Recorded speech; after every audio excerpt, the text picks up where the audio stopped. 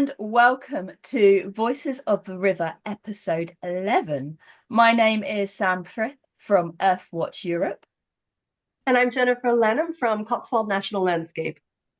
And today we are joined by Anne Berkeley, Project Manager for the Evenlode Catchment Partnership, accountable for the projects delivered underneath the ECP umbrella. Anne is a chartered landscape architect with experience of a wide range of landscape projects, both design and project management, ranging from new build to restoration projects. Anne started working for Wild Oxfordshire in 2018 and specialises in river restoration, wetland creation and natural flood management. Welcome, Anne. Thank you so much for joining us. Well, thank you. It's a privilege to be here. Shall I start sharing my screen? Yes, please do.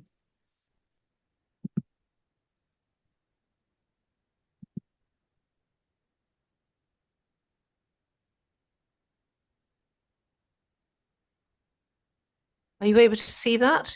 Yeah. Excellent. So I thought I'd start with a map of the catchment because a lot of people might not be familiar with it. It sits in the northwest corner of Oxfordshire, although it does actually straddle into Gloucestershire and a tiny weeny bit into Warwickshire. I'm just going to have to move. Sorry, the people are obscuring my notes. So the catchment is 430 square kilometres, and it goes from Morning Marsh in the north-west down to join the Thames just downstream of Ensham, so not far from Oxford. Yeah, sorry. So the reason that catchment partnerships came into existence is because the Environment Agency were failing to make any improvements in the water quality, and in fact the situation was getting worse. So the government decided that in 2014 that they would look to see whether involving more stakeholders might unlock some of the issues, and so the catchment partnerships were born. They're a very loose partnership. There's no formal agreement between the partners. And some partners are doing project delivery, others advise, and some just like to be kept informed. Wild Oxfordshire is the host of the Evenlode catchment. And then we've kind of potted along with various quite small projects until 2020, when Thames Water had the go-ahead from Ofwat to do a trial for 3 pilot catchments to seed fund in quite a big way through the Smarter Water Catchment Initiative. And so we were suddenly able to plan ahead for a 10-year plan, basically. We had the £3 million over 5 years that Thames Water were offering to give us. So it was a massive jump up from very small projects to suddenly having to deliver this huge programme. We actually didn't start in earnest till in 2021. The first year really was a planning year. And we quickly had to take on staff so that we could actually deliver these plans because everyone was working on a sort of shoestring, really.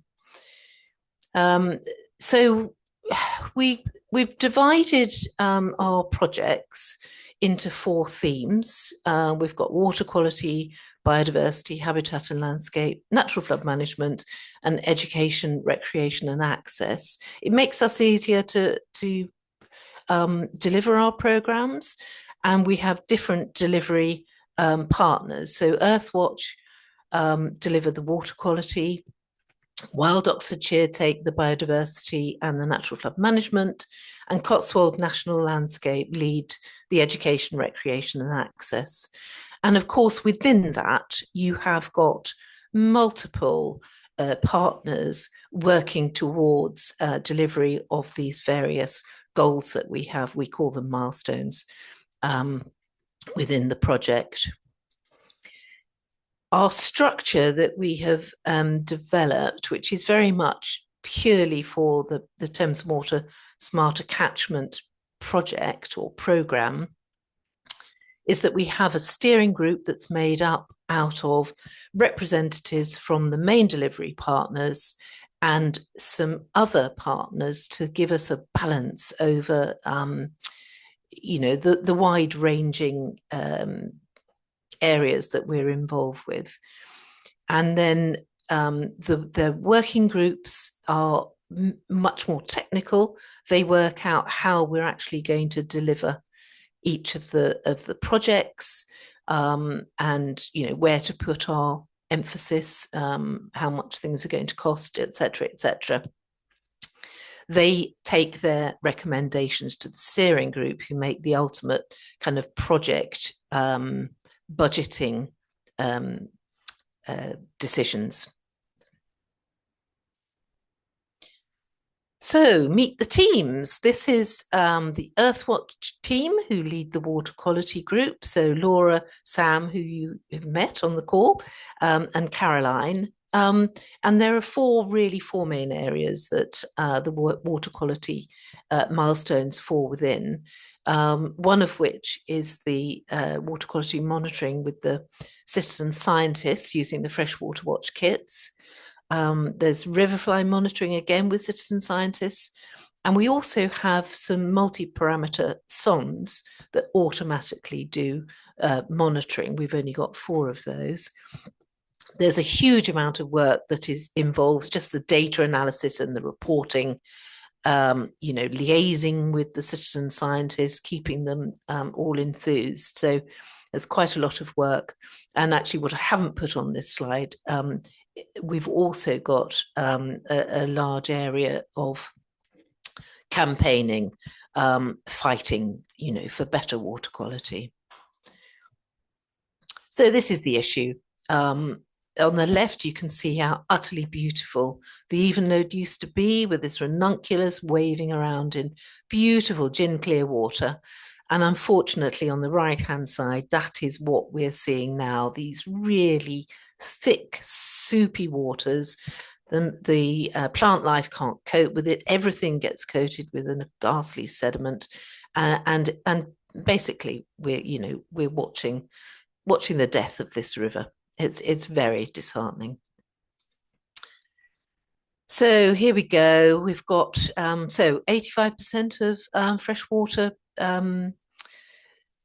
bodies have actually failed to make good ecological status. So the river habitat environment is in a terrible state, and this monitoring that Earthwatch have been doing with their citizen scientists is helping to show what the state of the river is in a more minute detail.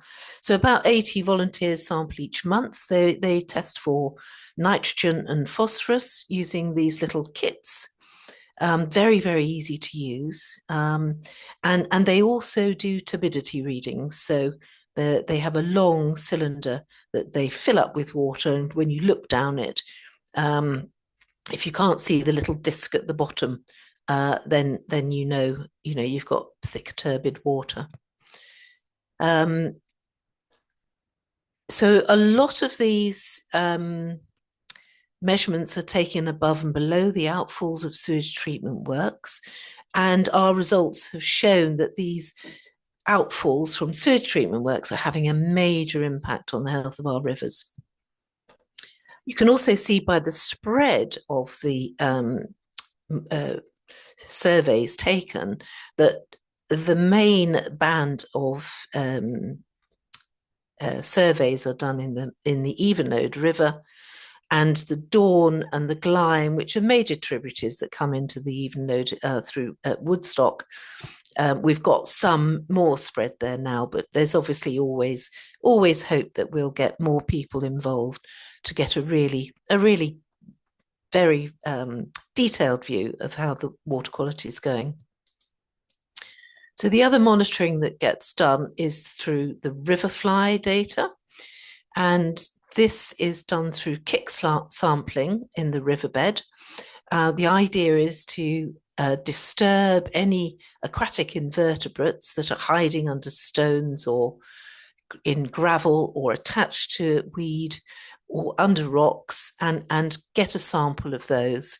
And they're usually put in these trays so that you can actually see them more clearly. And then they have to be sorted into invertebrate types, and then counted to give the numbers. And these give an amazing snapshot of river health, because these, rather than the sort of little tiny samples that you get with the freshwater kits, these insects are telling us what the water's been like over several weeks. You know, if it was really poor, they wouldn't be there. So this gives a sort of longer monitoring means of getting the data. And that we are expanding that out. Year on year, we have more people helping with this. So the SON data, we've got these 4 automatic SONs that have several different probes that monitor for many, many different things. So they'll do temperature, dissolved oxygen. I think they do pH as well, and there are various other parameters. And we do have these linked to our website, so that you can see, I think every 15 minutes a new sample is taken, so you can see how the water quality is going. 2 of them we've got up and downstream of the sewage treatment works in Milton under Wychwood, and then the one's below Chipping Norton sewage works, and the other one is in Morton. So we're measuring quite poor quality water. So Earthwatch trying to use the data to drive change, and we do that through producing reports. There are monthly and annual reports. There's a lot of to and fro with conversations between the Environment Agency, Thames Water, and the Citizen Sciences, and of course other stakeholders. Lots of local work that are really focusing citizen science to really investigate the issues, and we've got engagement with local MPs, councillors, etc. And we've had more community engagement. We've had schools, Women's Institute, Duke of Edinburgh Award, Scouts. So, you know, we're getting lots and lots of people involved. And on a wider level, Earthwatch are engaged with other organisations across the country. We're trying to influence policy and the science investigations with the Environment Agency. So at a national level, we want our work to be heard. And then, of course, the other thing is to get the public engaged, to put pressure on the government to bring about change. We can't let this continue. It's a terrible state of affairs. You know, we suggest you link up with WASP, which is a Windrush Against Sewage Pollution, massive campaigning organisation. What we want to see is we don't want any more raw sewage spills. We need greater capacity on the sewage treatment works and the networks, and we need infiltration needs to be tackled. So when stormwater overwhelms these sewage treatment works, that's what causes the need to spill the raw sewage. That needs to be sorted out. It really does. And the other thing is the phosphorus and nitrate really needs to be stripped out of all the sewage treatment works. So, you know, it's a chronic problem in the upper catchments. Lower down in the Thames, the sewage treatment works have phosphate stripping, so they're not piling in tons and tons of phosphorus the whole time, you know, day after day after day. This is what's killing this river. It's a terrible situation. But on a positive note, I would say that this is one area that we can make change.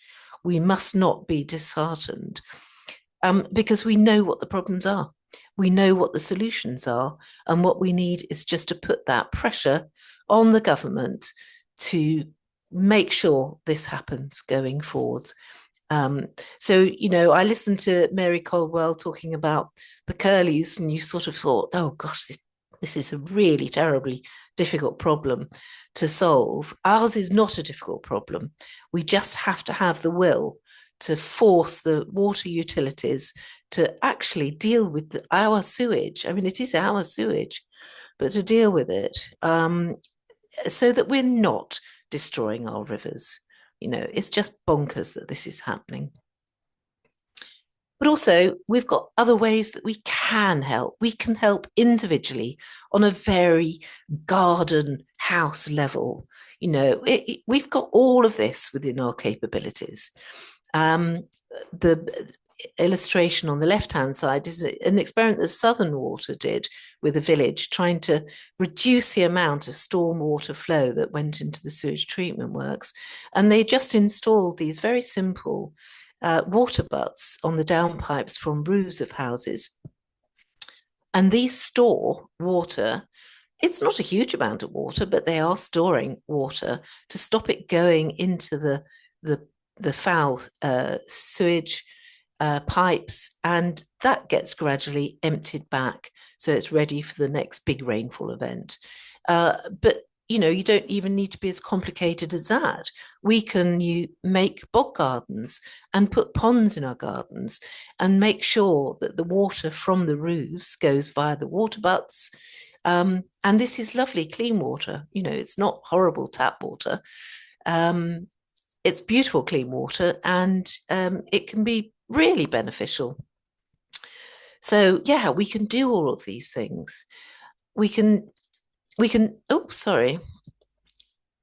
things on another level, in that much of our paving has created even more surface water runoff.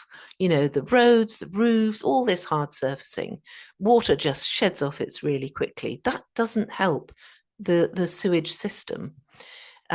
So make your ponds, get paving in your gardens that is based on sand or something like that, so that it fully drains. It's not going into the drainage systems.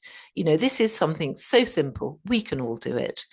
And the last thing is, we can really be mindful about what we put down the sink or the drain, because it's going to end up in the river. So check what detergents you use, watch what you flush down the toilet.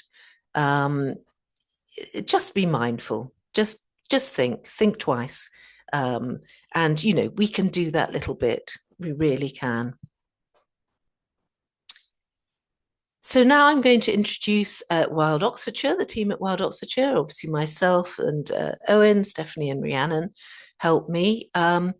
We have the job of coordinating the Even Catchment Partnership, and trying to manage the programme delivery. And we also have to deliver a lot of capital schemes under the biodiversity, habitat and landscape theme and the natural flood management. We also, where we can, support the Cotswold National Landscape with their delivery, and the Earthwatch and any other partners where people need help. So let's have a look at the next theme, which is the biodiversity, landscape and habitat theme. This actually is the largest part of the programme, in terms of cost, but primarily because they're mostly capital delivery items, and obviously that does cost a lot more to organise. So we go from river restoration, weir removal, and where we can, creation of fish passage. We've got a big wetland creation grant scheme, which we'd dearly love to keep going. We hope to support local communities with environmental benefits. Sometimes, that's putting in ponds. We're doing a little natural flood management scheme with Morton-in-Marsh this coming few months. It's that sort of where we can do small environmental help. We can. We support Wigwell Nature Reserve, which is run by the Wychwood Forest Trust. We also run hedge surveying and hedge laying and dry stone walling training courses through, again, the Wychwood Forest Trust, and create and restore species-rich meadows. And then we have engagement through the North East Cotswold Farmer Cluster, various projects that they're doing, which I'll touch on a bit more later. And then we've got something that we got some funding to help improve footpaths, stop some of this surface water damage, and prevent a lot of sediment and nutrients ending up in our brooks and rivers.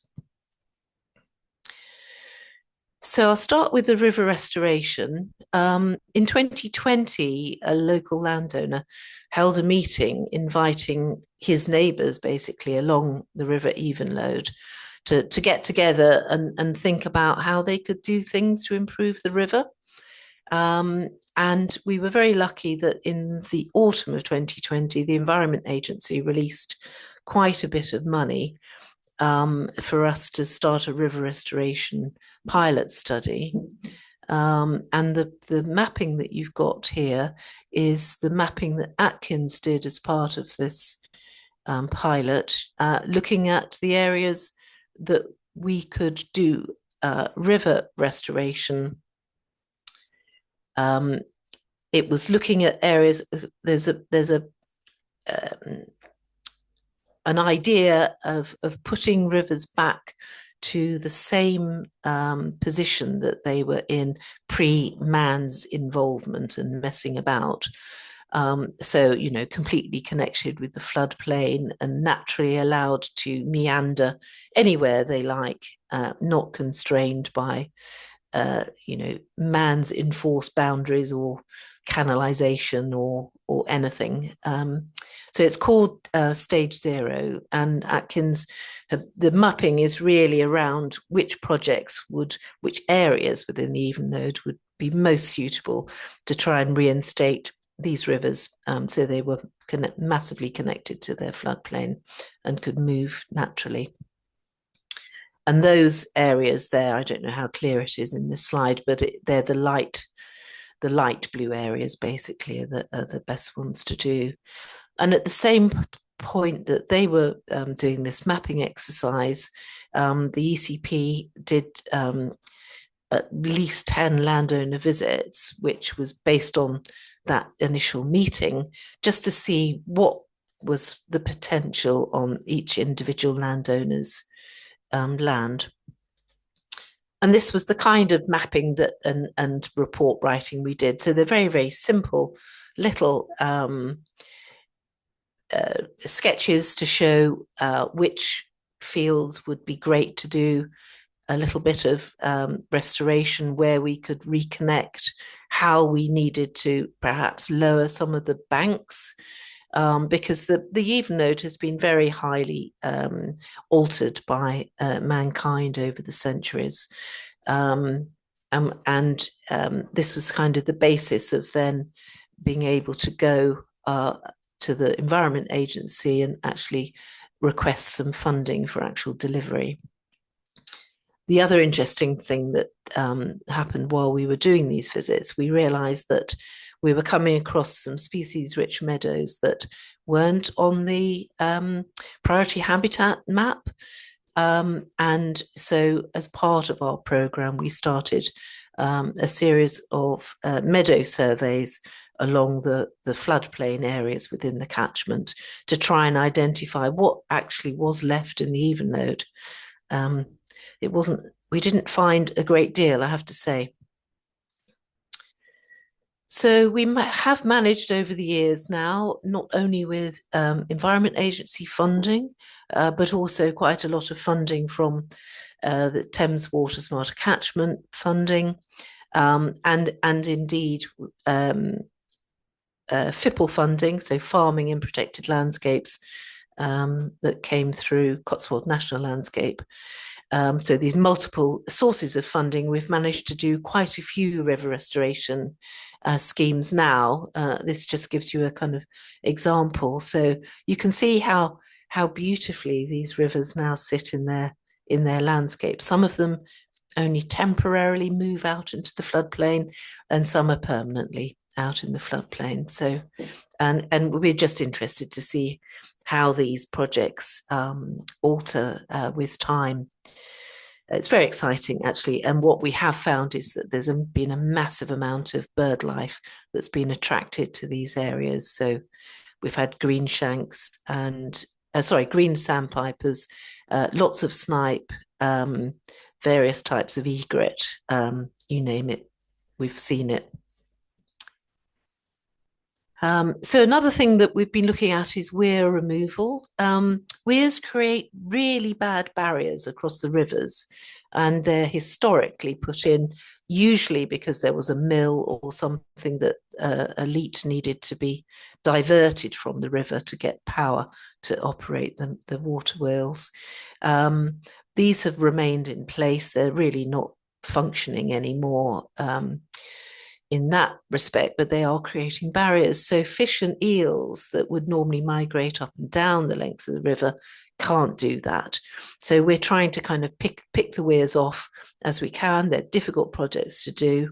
On the left-hand side, this is a very small weir that we managed to get removed on the Bruin estate. It was on a mill leat, actually downstream of the mill, so we're not quite sure why it was put in.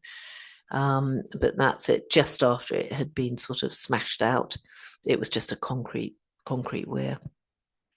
And on the right-hand side, that's just an example of a much more artificial looking rock ramp that's being constructed, just really to remind me that we are doing a project with Chilbury Town Council at the moment. Their weir is beginning to fail, but they don't want to remove it. And so we've given them the funding so that they can get a design to have a rock ramp, so that fish will be able to wiggle their way up the ramp, and the big sort of stone boulders that are put in place gives the a fish a chance to rest in order to then get the energy to wiggle its way up higher up the ramp. So we're quite excited about that. So we've also got this much smaller scale application of wetland creation.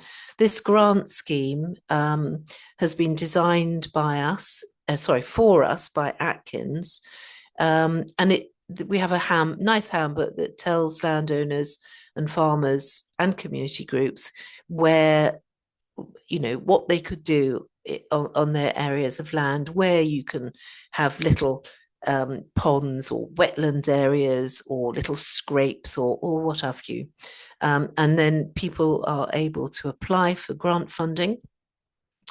We've had £100,000 for these wetland grants, and will fund up to £20,000 per application. And we've also got a grant under this scheme for putting in leaky woody dams, which I'll come along later and explain more about. But this has been a way that, we can get these sort of smaller interventions, because we've lost so many of our freshwater wetland areas in the country. It's really important that we start replacing them. And the project is very much a partnership project between Wild Oxfordshire, Natural England, and the Trust for Oxfordshire's Environment handles the funding side of the project. So the money comes from the ECP Smart Water Catchment Fund and goes into TOW's bank account, and they then check that the work's been completed and release the funding when it has. So we're really hoping that we will. Sorry, I'm losing control. We really hope that we will be able to carry on doing this project going forward, but obviously we need to secure funding so that we can do that. And you know, these projects have been able to create areas of water that some are permanent, some are very temporary, ephemeral ponds. Some, like this illustration, is an accidental pond. We hadn't actually meant to create a pond here, but we'd broken through some underfield drainage pipes, and these just keep supplying this depression with water. So it's turned into this amazing pond, and it's been very, very quickly colonized by aquatic life, and also animals use it as a watering hole. So all of these wetland schemes, the river restoration, they're all linking and connecting habitats along the brooks and river valleys within the catchment. And that connectivity is so very, very important to make sure that we've got much more diversity within the catchment. So another project we had, which is the Wigwell Nature Reserve. It's just to the north of Charlbury, and it's actually owned by Thames Water, but it's managed by the Wychwood Forest Trust. So we've been able to give them some small amounts of money to get some work done. This is where a group of volunteers were trying to improve the water quality of the brook that runs through this land. It's a very small brook, but it was totally overshadowed by trees and scrub, and had very little aquatic life in it. So the volunteers cut the scrub and some of the trees back, and used the timber to create this sort of replica of a beaver dam. And this has been really successful. And there's been a massive increase in the river fly that is found now in this water. So, you know, it's important to create these mosaics, and I think that's a key theme or key aim of the Wychwood Forest Trust, is to make this nature reserve as diverse as possible. It's got open grassland, it's got areas of copse, it's got scrub. It's, you know, it's a lovely mixture of environments. And as I said before, the Wychwood Forest Trust also run hedge laying, surveying and dry stone walling courses. So it helps skill up our volunteers, which is really useful. And finally, sustainable farming. It's obviously very important that the farms are managed sustainably. And we work closely with Natural England with their catchment sensitive farming initiative. When we go to see landowners, we try and go with Natural England so that we can give the same advice together. And we've done a few knowledge exchange events with them. We also work very closely with the Northeast Cotswold Farmer Cluster. And they've delivered various things, well, massive amounts of things. Certainly, they've been looking into the biodiversity net gain, carbon trading, and they're just about to hopefully start embarking on the delivery of the landscape recovery pilot project, which they were successful in getting funding for. So they've done all the planning stage, and then they've got a few months, I think, now before hopefully DEFRA will give them the go-ahead to do the delivery. So it's very exciting. We've got some really fantastic work going on in the catchment, that we're all kind of working to the same ends. It's really, really exciting. And the Cotswold National Landscape have quite a large grass restoration programme, and we've managed to put some funding their way to do some restoration for the Evenlode catchment. So I think the goal has been to restore about 10 hectares of species-rich meadow each year, which I think between us we've managed to hit the target, which is, again, I hope we manage to carry that on. So yes, it's a pretty large theme, as I said, with quite a lot in the programme. So let's have a chat about natural flood management. So you might not have heard of natural flood management, but it's kind of the art of using natural materials to help slow and spread and get the water to infiltrate into the landscape rather than rushing down and causing flooding. So it's quite different from hard engineering flood defences, which, usually by then it's kind of too late. So what we're trying to do is keep as much water up to the top of the catchment, where it can gradually come down the river valleys. The Evenlode catchment is a very flashy catchment. So if we have a high rainfall event, the water very quickly runs off the steep slopes. The lower slopes are clay, so there's very little penetration, and so it literally just flies off, and it comes rushing into the brooks, which unfortunately have generally been over deepened, straightened. A lot of these fields have got underfield drainage. All of these measures are acting to speed the water up from the hills and come crashing down into the valley. And the water, when it's like that, it becomes very destructive, and of course, causes a lot of flooding. So what we're trying to do is we're trying to delay this peak of flood water coming down, and also reduce the height level. So these are just illustrations of how we do this. The wood piles are leaky woody dams, and in normal flows they just allow the brook water to run underneath. But when the water comes right up, and it's kind of difficult to see, but I don't know whether I could. You can just about pick out in the top right-hand picture the top of a leaky woody dam. That's blocking the brook, so it's forcing the water out into these narrow channels that we've cut called swales that are then diverting the water down the fields into these field corner bunds, these little temporary flood storage areas. So bottom left, that's a picture of a temporary storage area.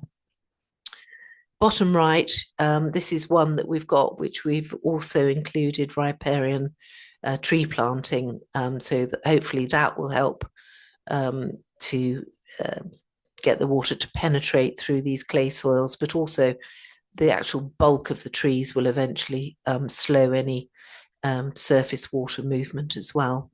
And of course, they suck a lot of water out. I think the catchment interest in natural flood management started with a small project that was done at Farm Ed, which for those of you familiar with the catchment will know. So it's an experimental farm looking at ways to manage the soil so that the soil is of good health, but you can still farm it. And we did a little natural flood management project there. And then because of the flooding that happened to Milton under Wychwood in 2007, eventually that kind of led to this much bigger project on the Bruin estate around the Little Stock Brook, where we had quite a big amount of government funding for a pilot project that took 5 years to roll out. And that was all about stopping this dreadful flooding of these 12 houses from this really tiny brook. So again, it's a matter of slowing the flow, delaying and reducing the peak so the flood doesn't happen. And we managed to put in 15 of these field corner bunds. They show up really nicely in this drone footage. And the total storage is 30,000 cubes of flood water. We also put in 27 leaky woody dams, deculverted part of a watercourse, and put in various nutrient retention ponds and just things basically to trap more water and sediment. And we had a hydraulic modelling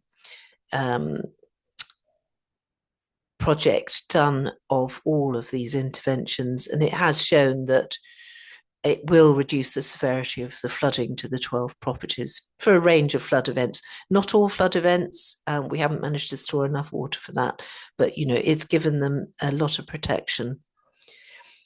We've also had a PhD student working on the sediment that's trapped in the bunds, and he calculated that just within the little catchment of the Little Stock Brook, 83 tonnes of sediment and 122 kilograms of phosphorus have been removed from the watercourses over 3 years. That's a lot of stuff that would have been really not good for the river and the brooks further downstream. So it's really important that we can stop this movement of soil and nutrients off farmers' fields. We also had an amazing ecological survey. The highlight, I think, was a massive increase in insect life, because don't forget, all of these fields were actually arable before we started these interventions. And they recorded 660 species of insect, so that's aquatic and terrestrial. But of those, 23 were nationally rare. And that's just in 3 years max for changing the habitat. So I think these are amazing results. And we also have a group of volunteers who do bird surveys 4 times a year. So, we're getting a nice view of how these interventions not only help flooding, but they're actually doing a lot of extra work for water quality and for biodiversity. And the other thing that we found is, because it was a pilot project, a lot of people want to come and visit the site, which is amazing. So it's actually gained international attention now. We had a delegation from Madagascar in June through the Wildflower and Wetland Trust. And then quite recently, the Centre of Ecology and Hydrology brought their European partners part of their sponge scrape project. So, we had representatives from many, many countries, and it's great to take people out and show this work. So, yeah, over 700 people since it was constructed. It's quite a large number. And of course, this has led to Wild Oxfordshire being involved in further natural flood management projects. So we're now involved. We're working with the project team at Bledington and Morton in Marsh, and we're looking into the flooding at Ascot under Wychwood, all at different stages. But it just means that there is an appetite for this work, and it's great to be involved. I thought I'd better just show you these because they're quite dramatic pictures. So we've got the temporary storage area top left empty, obviously, but you can see how large it actually is when you get people stood there. Well, below, that's it absolutely filled to the brim after Storm Bert. And Milton under Wychwood did not flood. So I'm really pleased because an awful lot of people, unfortunately, did flood. So this is the horrifying view from, sorry about the noise.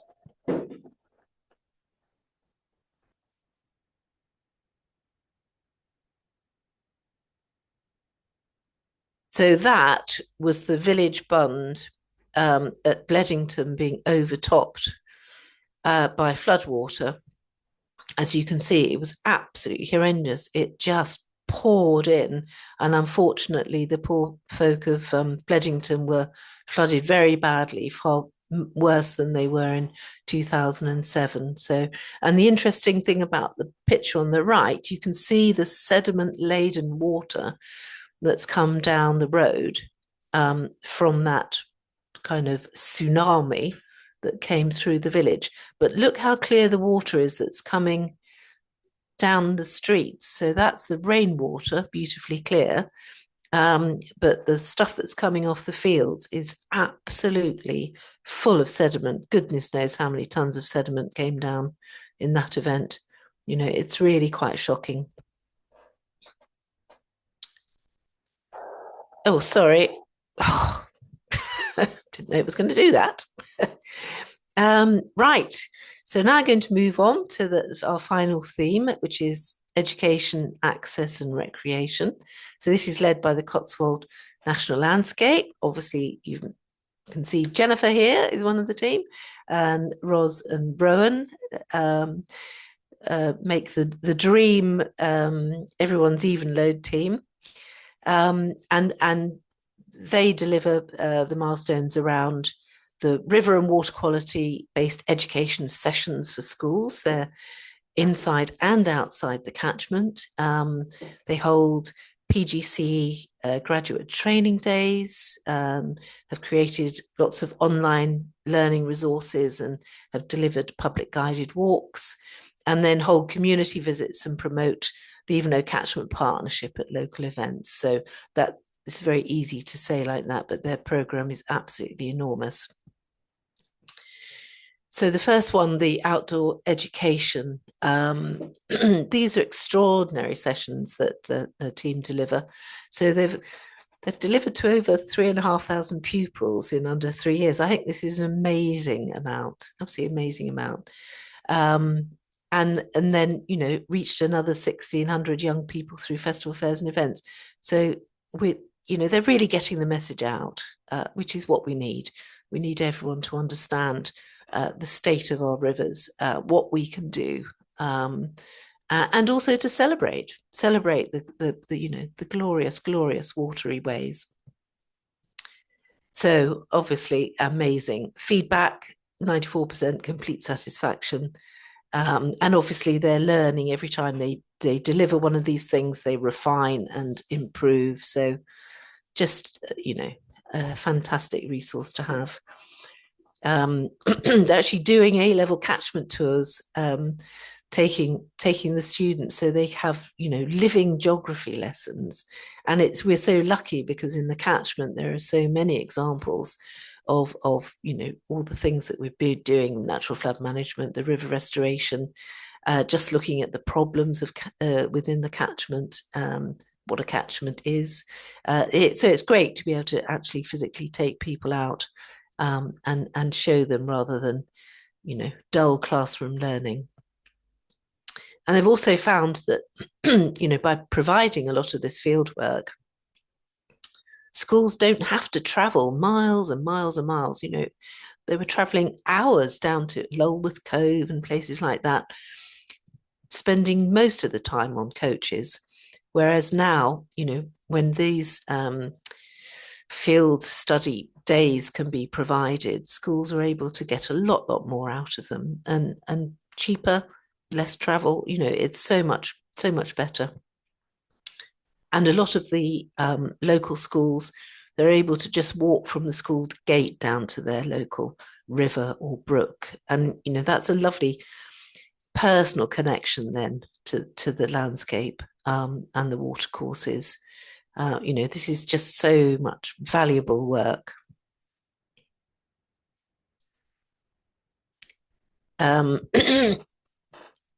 They've also managed to persuade 4 schools to become citizen science schools, which I think is really fantastic. They're schools that are very engaged with sort of eco subjects. So there's 3 primary schools and Burford Senior School. And they've developed links with Devon Citizen Science Schools, so they can share the best practice and their knowledge, and obviously just both sets of organisations improve their delivery. They've got a fantastic amount of resources now, and really simple ways of displaying the results visually, so that you can compare the results, which again I think is really important, so that pupils can actually understand what they're looking at. And it's a way of empowering, empowering these children to become eco-minded and really engage with their environment, so that this is really valuable work they're doing. They've also had a group of youngsters doing their Duke of Edinburgh Award. So part of the Duke of Edinburgh Award, you have to do a kind of volunteering. It used to be called service. I don't know whether it's called that now, but it's very difficult to engage children of this age, or young people, I should call them, of this age. And doing these conservation activities has proved really, really successful. I'm not sure how many people have gone through this program, but there's lots of people, and I think some of them just keep bouncing back. They like helping, so they've just enjoyed themselves so much. I think this again is really valuable, especially when it's their local environment that they're working in, and can be seen to be helping. It's all great stuff. So the PGCE teacher training, so these are geography postgraduate students who want to become geography teachers, and they've been able to do these field study days with the team, so that they can really get hands-on in a river and also understand what you can do with children when you bring them down to a watercourse, and maybe what's not quite so clever, but not to be put off with it. So I think that they've been doing this. This will be their 3rd year running. I think they've got a field study day in January. They've also been working with SCIT which is where they are. The PGCE pupils are working within a school, and they can, help them with part of their training. So they're helping with the river surveying techniques, the theory of natural flood management, and all catchment-based issues. And then all of this gets shared as good practice with the outdoor learning. So it's the collaboration that's going on with these organisations that's really important. And a nice note is that a lot of these students then become teachers within the catchment, and we're finding that they're bringing their classes along to learn all about the river on the field study days. So it's lovely that it's having that cyclical influence. So a huge amount of work has been done on community outreach. This is just a sample of a few of the groups that have been engaged with over the years. They've reached thousands of people, and from all walks of life. So this is a really important way of engaging with the public, in all sorts of ways: fetes, fairs, conferences, just talking to parish councils, doing these walks. It's all a fantastic way of reaching out to people and sharing the message, and we need action.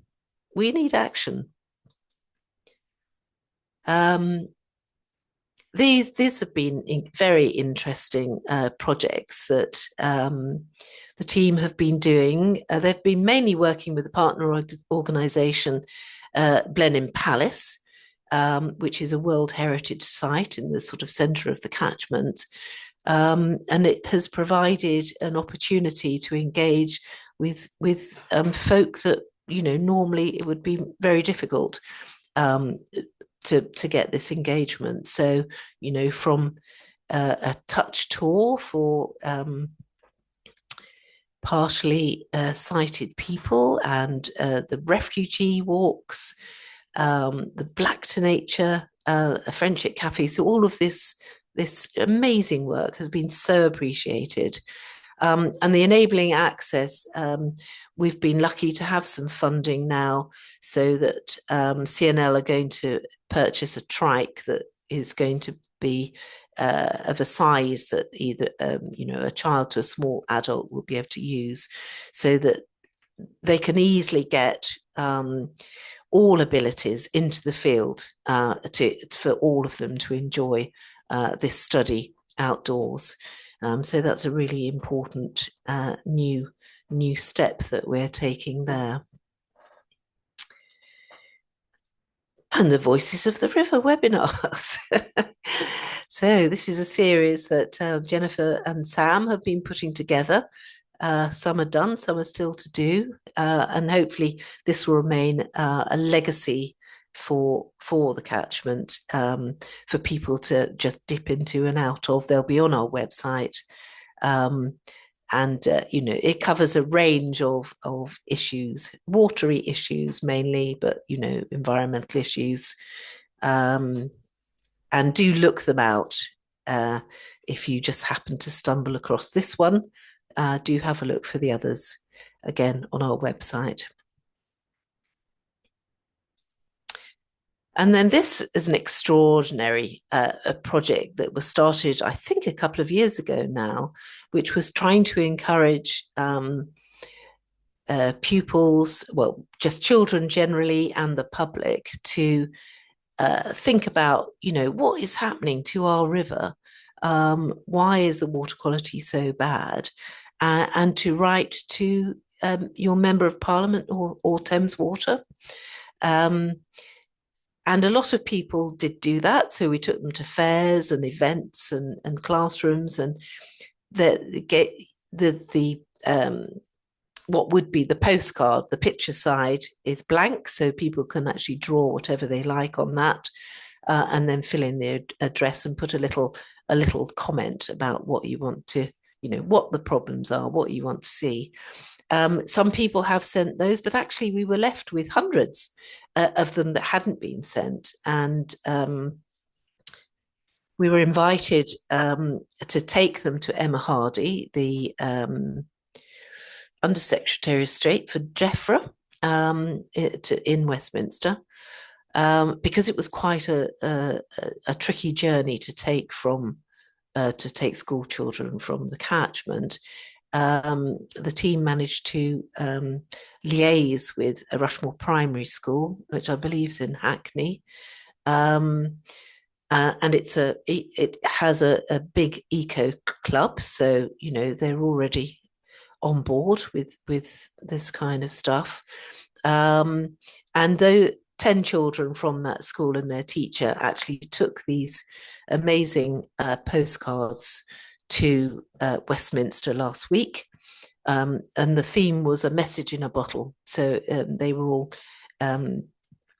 packaged up to be within a woven willow structure, and it obviously did make an impression on Emma Hardy.